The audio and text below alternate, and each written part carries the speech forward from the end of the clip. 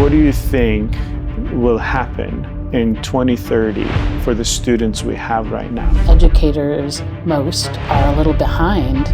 Or really, how does AI fit into all courses? That teachers are afraid that students won't do their own work. If they don't use this technology, they will lose their jobs.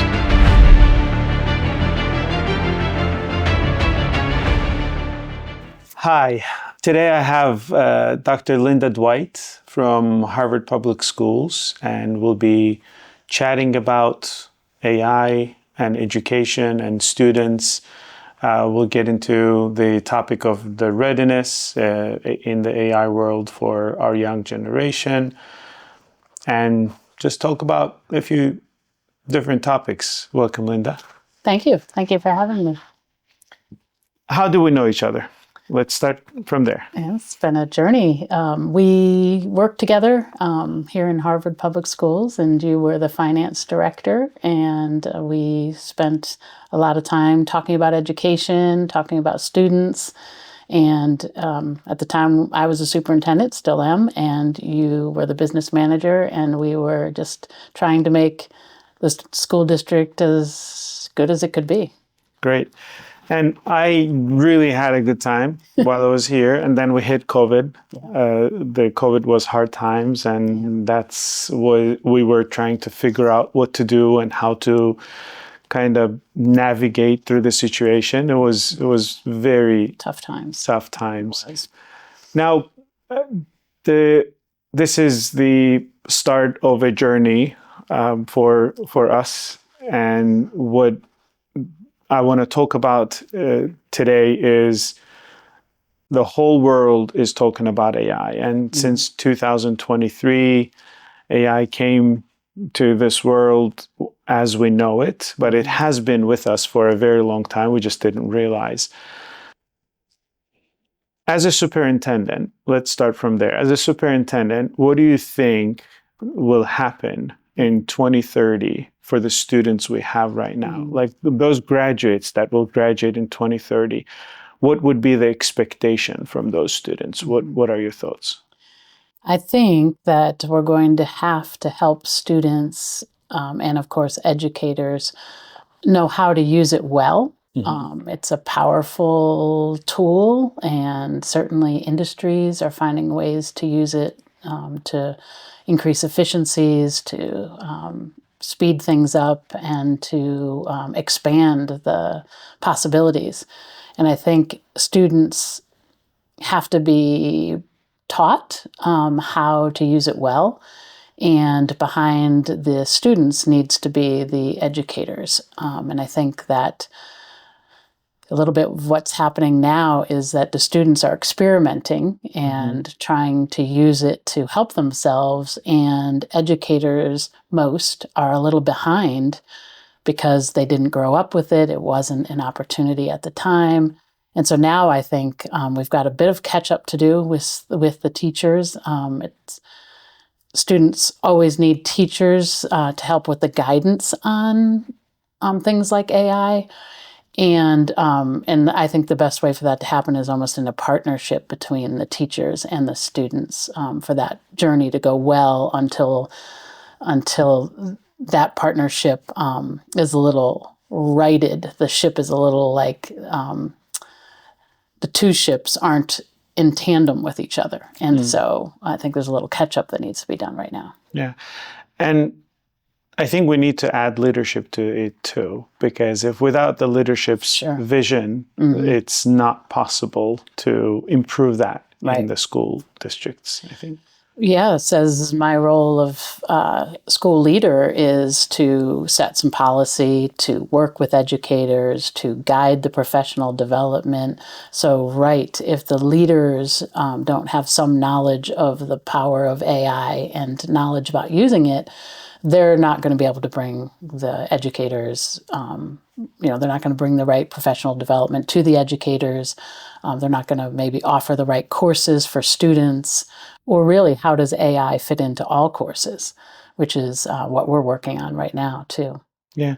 And I think the myth of AI right now, and is very popular in the education world, is that if we start letting students use this, or if we start letting students experiment it, then we're hurting students rather than helping them. Now, I want to just give you an analogy from yesterday. My daughter called me. She called and said, Dad, I'm applying for this vice president position for orchestra, in their orchestra. And then I said, okay. And she says, I need to write a speech and I don't know what to say. I don't know how to express my interest. I don't know what to point, my strengths, and how I will contribute. I have a few thoughts. Here are the things that I want to show you and I want to tell you so that I can brainstorm with you. And I said, my dear daughter, I have no idea of how to apply to a vice president chair in orchestra. However, here's a workflow I will show you. And I laid out a little bit of workflow. I said, you go open any AI tool, either ChatGPT or Claude. And then here's what I want you to do. First, lay the ground, put the context. What are you applying for? What is the position for? What will you do in that position? And the questions about your speech, what are they expecting from you to tell them? All of that. Put the context.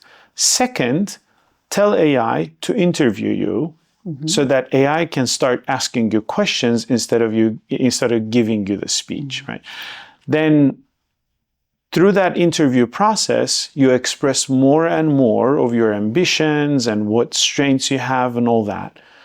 After the interview, then you have AI to brainstorm with you on your speech. Okay, now that I know what you're applying for, now that I know who you are, let's talk about what you will be saying in your speech and brainstorm that. Once you nail that down, then what you do, you practice. You say your speech, you have AI evaluate you. So it's like a whole workflow compared to go ask AI, what should my speech be? And listen to what you described as a creative process that she went through. I think the fear is that we're going to eliminate creative process. And instead, that's an excellent example of how she increased her creativity and honed her skills. And I remember when you came and spoke to our leadership team, a lot of it was about the prompting. It's about the information you give it about yourself.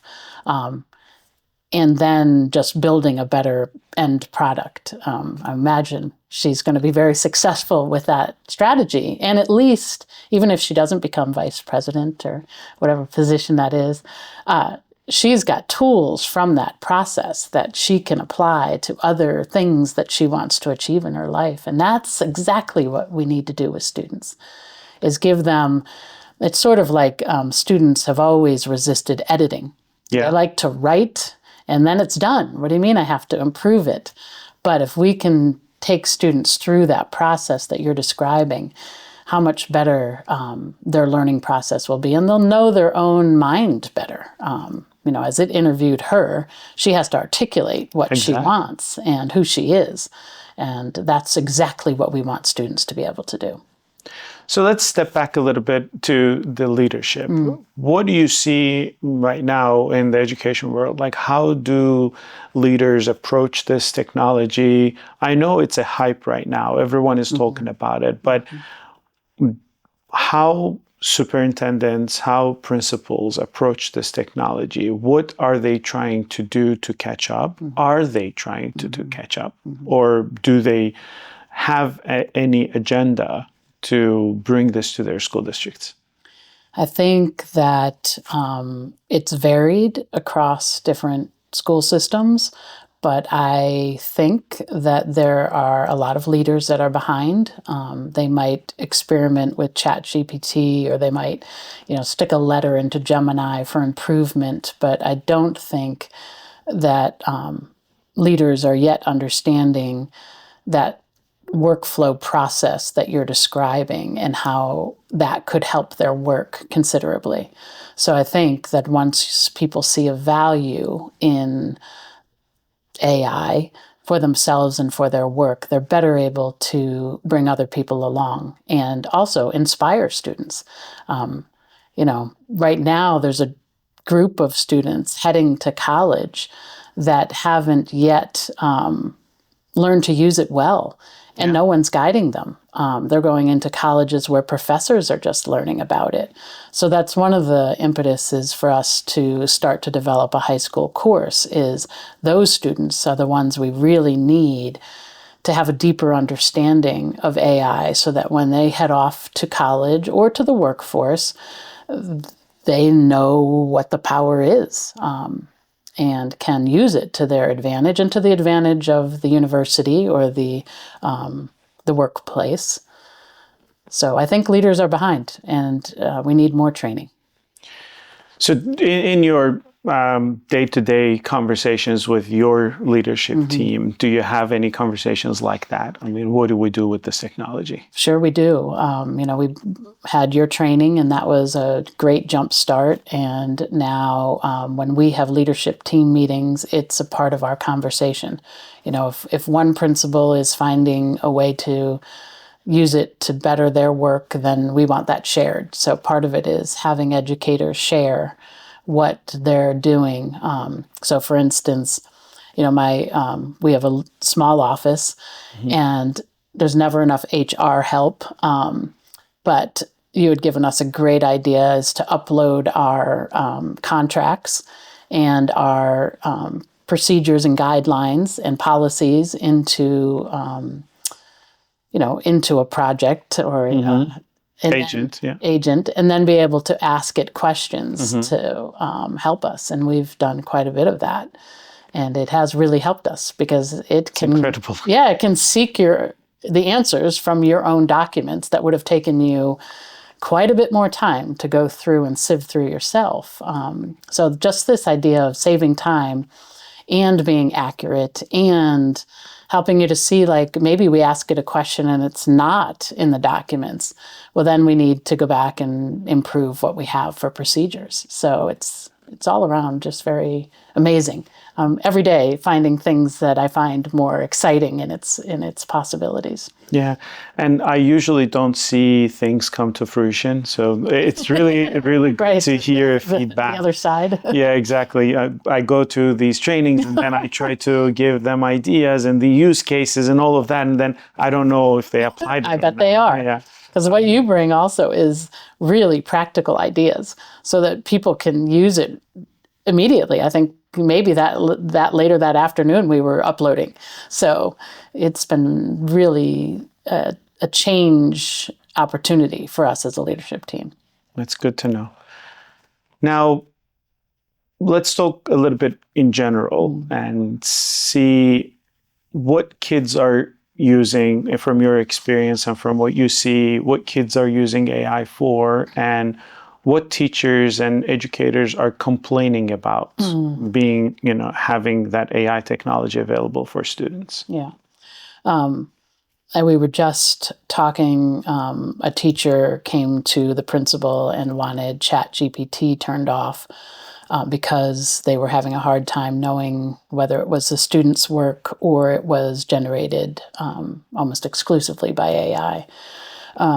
So I think that teachers are afraid that students won't do their own work and that they won't be able to tell. And then what does that mean for education?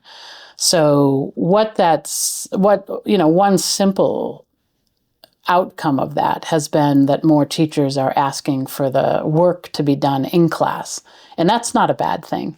Instead of assigning a paper and sending students off and saying it's due in 2 weeks, they're actually doing some of the creative process in class, so that they're there helping those ideas develop. And then the other thing that our district has done is had teachers create it's almost like a rubric of use.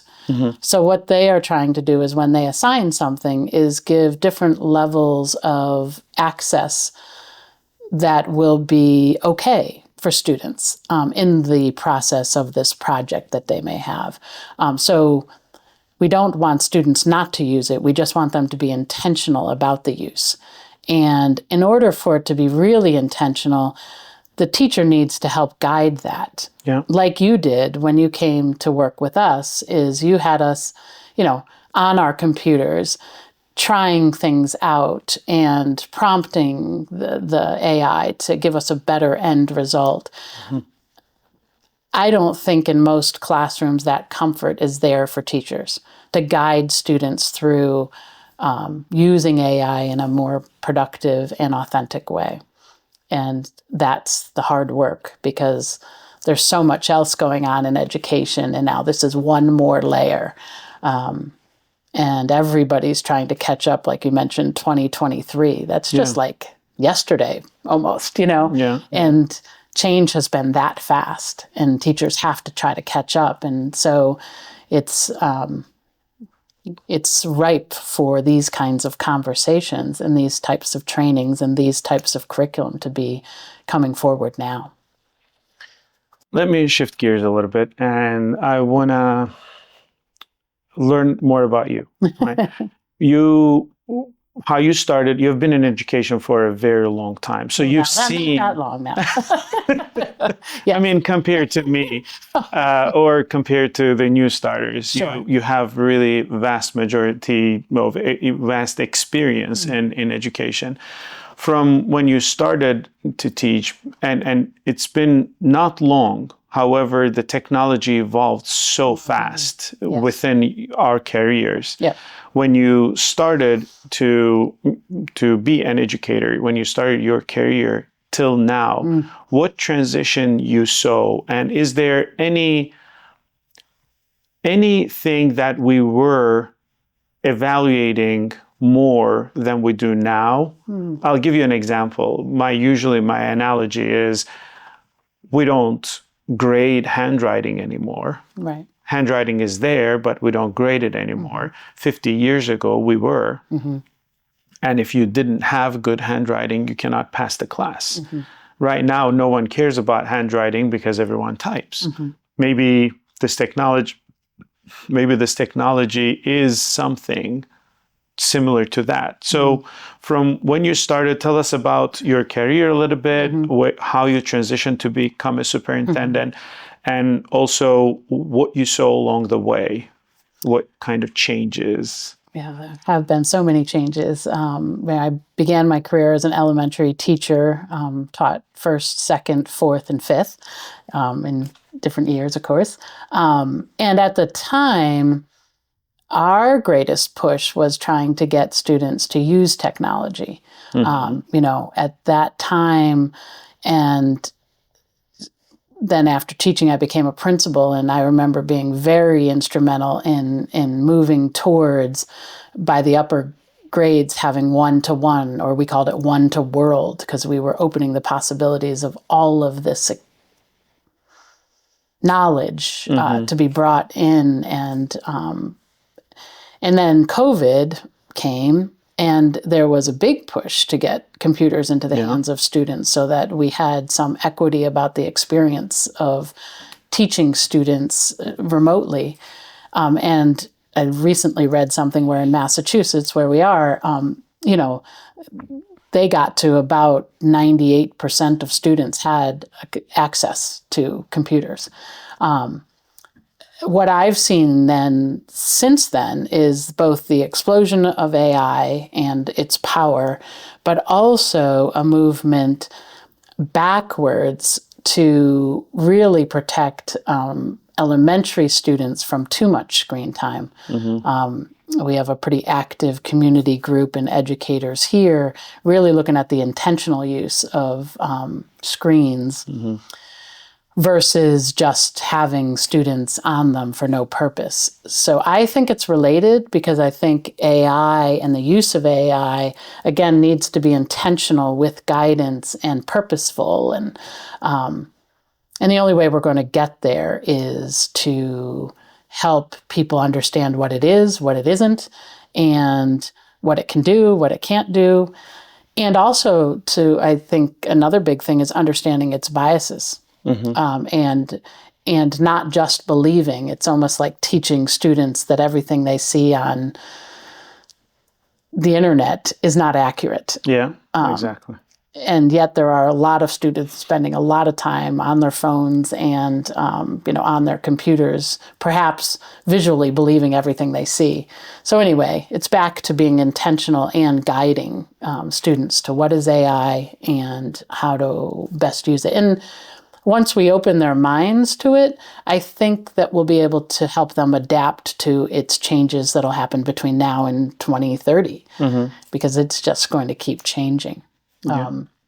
But I've seen almost a step back from technology at the early ages, unless it's intentional, and then keeping that intentionality throughout. So it's crucial for us to build that foundation first before we let them use this technology. Is there any way that we can still have piece of it in the classrooms, even for K through 4 or K through 5, while we build those foundations? Is there any way that we can bring this technology and have them maybe experiment with it? And how do you see that? Yeah, we just had an illustrator come to our school yesterday, or this past week, and he showed the students at the elementary level how he had used AI with his artwork. And I remember the example you had shown us in the training of your son's artwork. And, it was his creative idea. It was his sketch. And then AI could turn that into something even more exciting. I think those types of uses, getting students excited about AI and what its possibilities are, is a good thing. It's going to show them more possibilities and actually increase their creativity, because then they're going to want to do it more, and it links a little bit what they're excited about and their own creativity.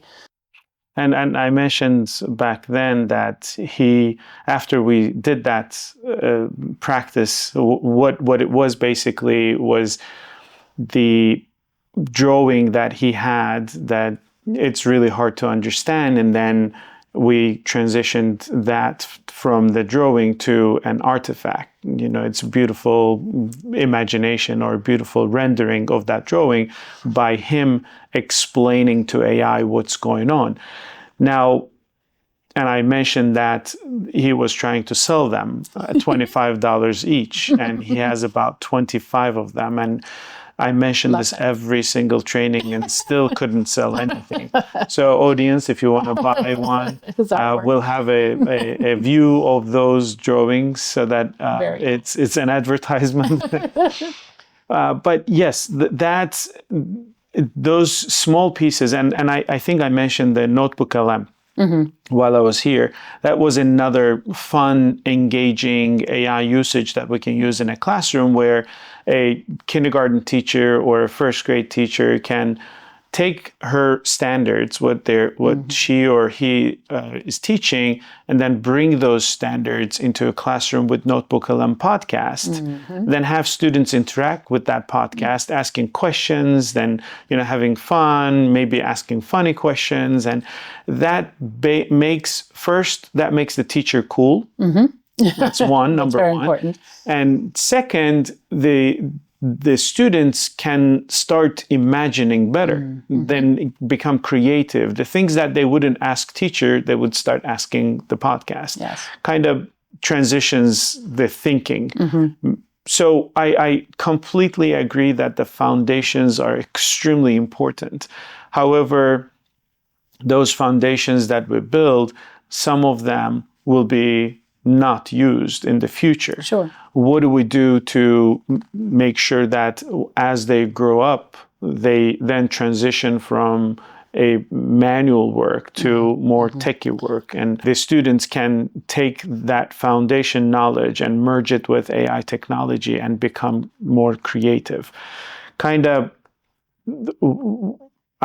think I gave that example too, that kid, the 17-year-old kid or 15-year-old, I forgot now, who built a prosthetic arm.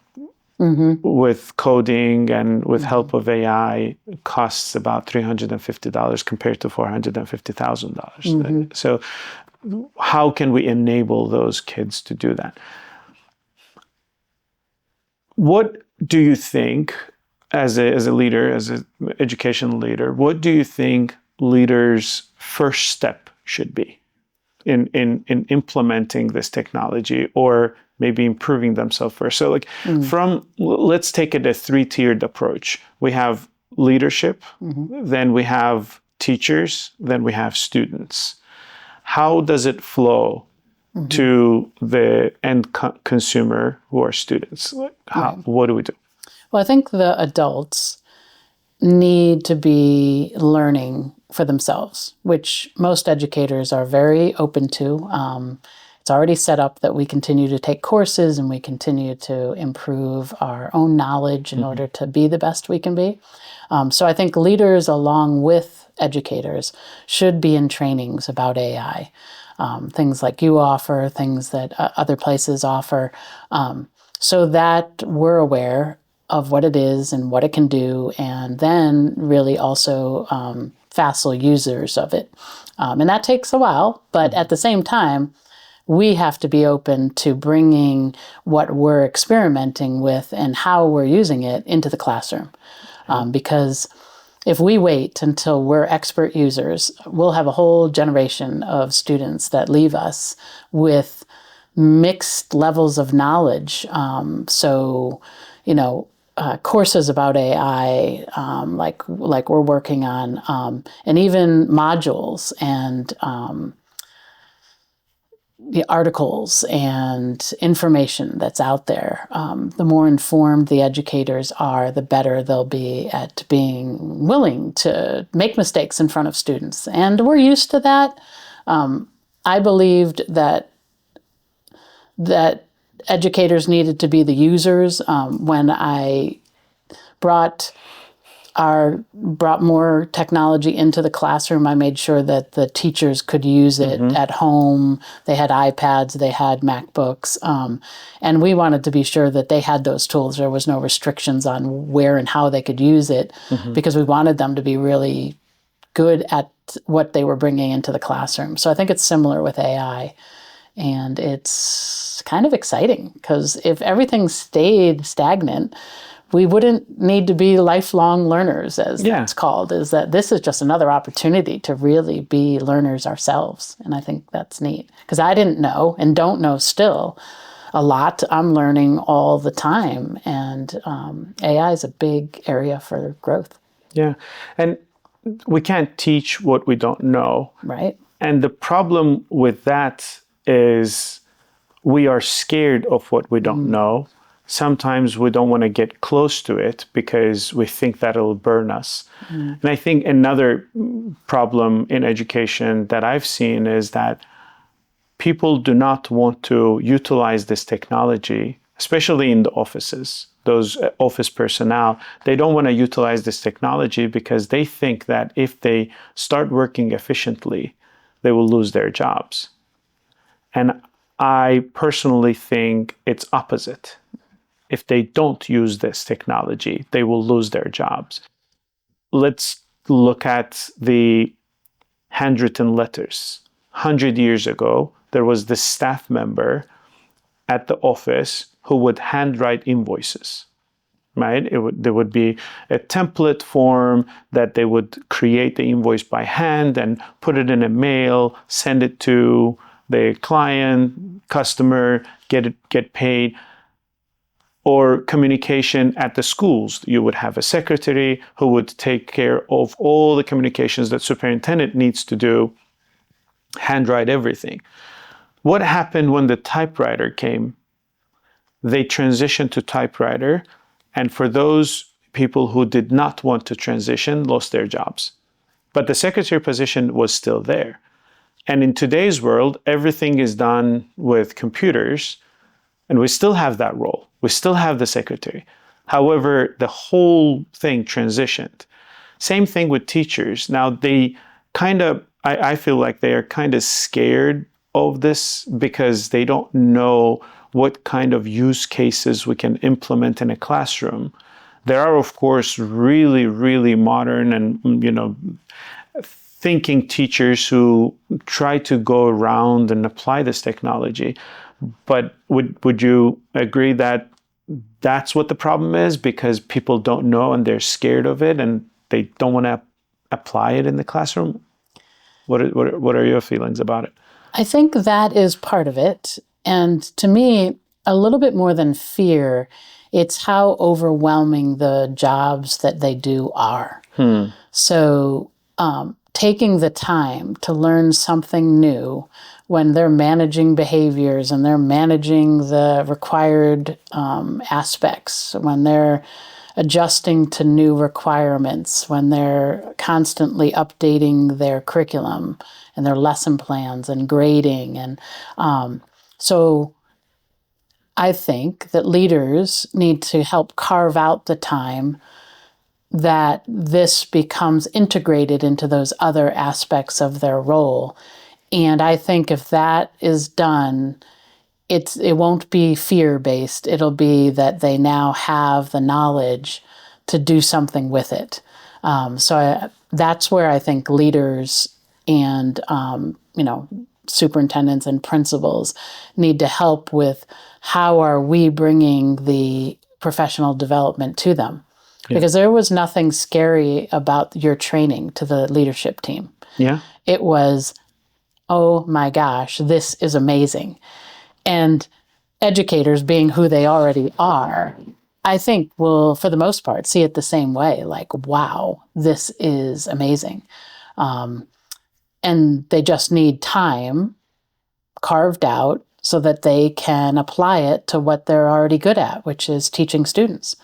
So I think that's our job, to help them get that time.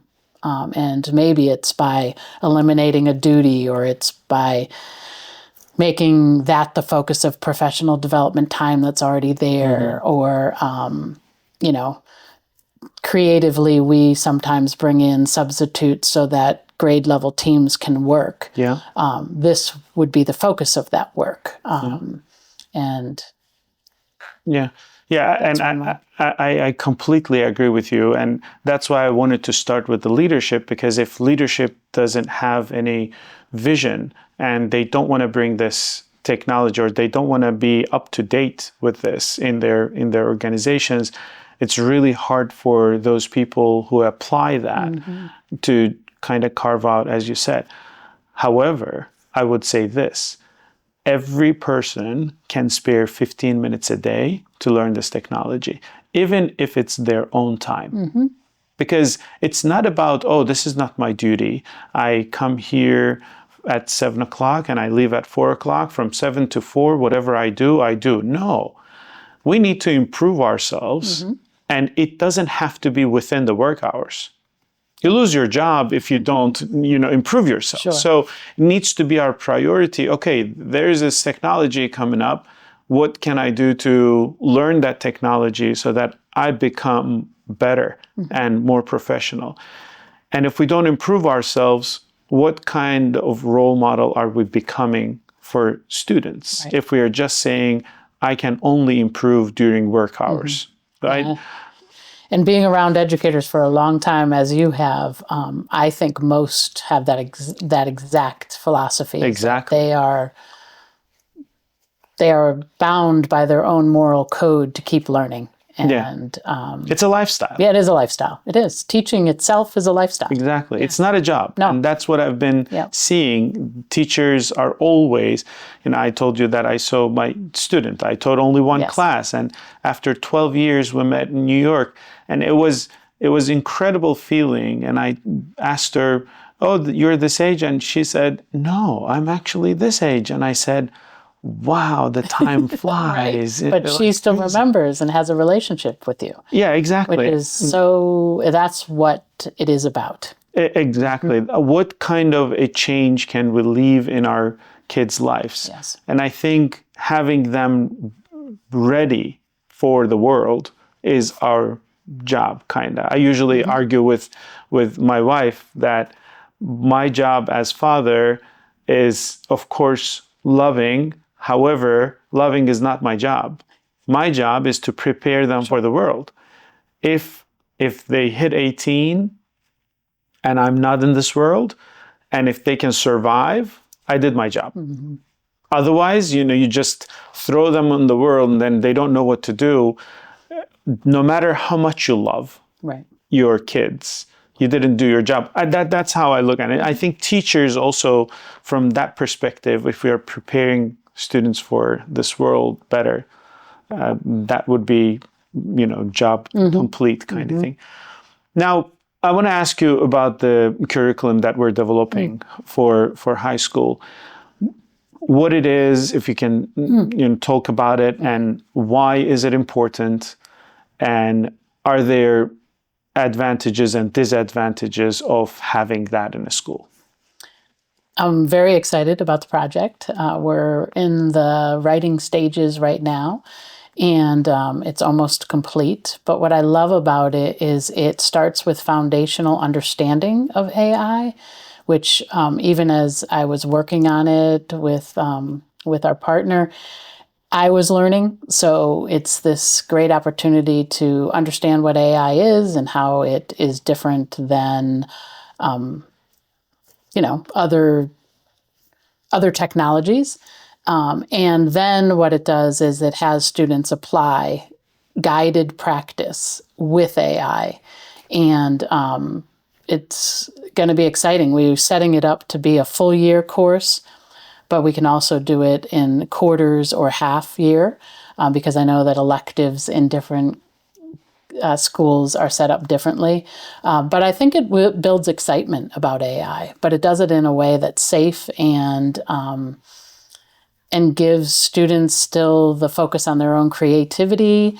There's a lot of choice built into the projects. So I think if a student is particularly interested in creating films, or they love artwork, or they're a history buff or a science interest, is that they can bring that love into these projects, because we want them to be thinking about how they're going to use it in areas of their own interest. And so it's going to be exciting. It also isn't specific to one AI tool. We wanted it to be that whatever students had access to, and even we're creating it so that if they didn't have access to AI in school, they can still do the lessons and better understand it, so that later when they're using it in the workforce or in the university, they would understand it in a deeper level. Yeah. And Jamal actually always mentions it, right? It's not about you shifting your view from educating kids to be creative, to use AI and not be creative, but they go hand in hand. And her being really creative person and being in creative industry, she is seeing that without AI right now, you cannot function. Yep. It's impossible. Every single industry wants you to use AI. And I think bringing this to kids early age, then they will be ready for industry even before the college degree. Yes. The college degree is important, but now that students can do anything without even degree is what's attracting companies. Companies now don't say, oh, you have to have bachelor's degree or you have to have master's degree. They say, do you know how to do it? Show me how do you do it? And that's how it goes. Now, what would be the difference between this curriculum compared to an English class, or compared to a history class, or compared to even computer science class? What would be the difference between this class and the others? Well, one thing I wanted to mention about it is because we know that educators have varied levels of knowledge themselves, the other thing we're building into it is background knowledge for the teacher, so that they don't have to come to this course to teach it with already an extensive experience or knowledge of AI. They can learn along with the students, and it's going to be just pick up ready for them. And Perfect. As they prepare for each lesson, there's links to articles and modules for them to increase their own background knowledge just enough to bring this successfully into the classroom. But that wasn't the question. The question was, how is it different than other courses? I think this one is really focused on the power of AI and what AI can do if used well. What are the best ways to prompt it? What are the best ways to interact with it so that what you're getting is deeper than what you would have gotten if you just did a project using AI? Yeah. Your first example of your daughter and that wanting that position and the interview that you had it due, all of that is part of this course, that idea of really getting something better and deeper. And I think that's different than computer science classes, which might use AI, but isn't teaching what the power of AI. So what we hope is that if they took this elective course, they would bring that knowledge to all the rest of their courses and be that much stronger of a student and that much more confident and that much more creative with whatever other courses they took in high school and beyond high school. Yeah, at the end of the day, I mean, the whole purpose of all what we're doing as educators is, I mean, it will sound cliche, but it is. It's what kids will do. And looking at education in the United States, it's some parts is antiquated. You know, some parts we are doing the same things that we have been doing for decades, for 50 years, 100 years. I think AI technology also can transition that teaching style, even in the regular classrooms. How can we utilize this technology to change what we teach and how we teach? Would you? I do. I think that it will change teaching. I think it will make it more interesting. I think we'll be able to better accommodate students' interests themselves. I mean, we are losing students who in some cases believe they can get an education without coming to school. So what does school offer? Well, we've got to be able to build on the relationships they have with the teacher, the relationships they have with each other, and then how does AI play into all of that to make school more exciting so that the information that the teacher is bringing into the classroom is more exciting, more differentiated, more supportive of the students, and then ideally, students want to be there and they're excited to learn along with their peers and to enter into relationships because very few jobs are in isolation. So this idea that students going off into a room by themselves and learning what they need to that way versus what we can offer them in the school setting. But schools have to evolve. Yeah. And this is one way for them to evolve and become more relevant to students so that students aren't thinking when they wake up, really, I have to go to that place and not learn, and then I'm going to come home and learn. So how do we make sure that what's happening in the 6 hours that we have students is just as relevant to their lives and exciting for them as it is when they get home and they explore their other aspects of what they want to do? Yeah, and before I came here, we had a breakfast with a student at MIT. We're trying to bring her as an intern to our company, and my engineer, he was talking about how you will learn a lot of things in college, but 70% of it you will not use when you start the industry. Basically, the message was that's fundamental knowledge that you need to know. Yes. However, industry works completely different. Be ready to transition. Now, I think our approach should be how can we have these project style learning for our kids so that when they graduate, they are ready for the world. Not just, okay, 2 + 2, but where do I use 2 + 2 again? Giving that, yes, you will know this, and this is where you will use it. And now here's an opportunity, use it before you graduate. One of the biggest problems I see is that students cannot control money. That is true. Which is the most important thing. When they graduate, they don't know what to do. they get $500 from somewhere. In 2 days, it's gone. And now they don't know what to do for the rest of the month. Yeah. They get $50. They don't know what to, so how to control money, we never teach that. How to do savings, we never teach that. Those skills, the life skills that now become easier and easier to teach because of this technology, because we have all of the knowledge at our fingertips. Now, can we argue that any classroom, it doesn't matter if it's a history, if it's math, if it's physics, can incorporate some kind of a life skill? Because AI can make it enabled. Have you thought that way? I think that's accurate. I think that that connection to life has always been a bit of a challenge. And I think that AI does open the possibility for that to happen more often.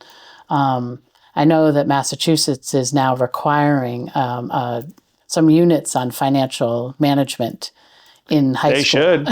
They should. They are. And I think that's great because you're right about the fact that, they may come out having read 10 great novels, but still not to be able to manage their own finances in life.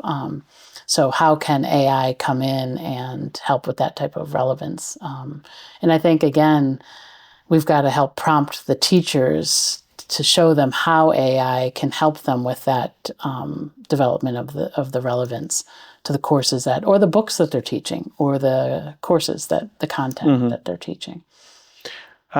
What would be your message to the leaders? Make the time, carve it out, make sure that it's a part of professional development, and do not think that it is going away, and really help prepare our students so that they're successful with AI. So it's kind of a combination of things that need to happen. It's a hard thing to do, but we have to face the hard things. Otherwise, we will not improve in the world. Thank you. It was a great conversation. Thank you, Linda.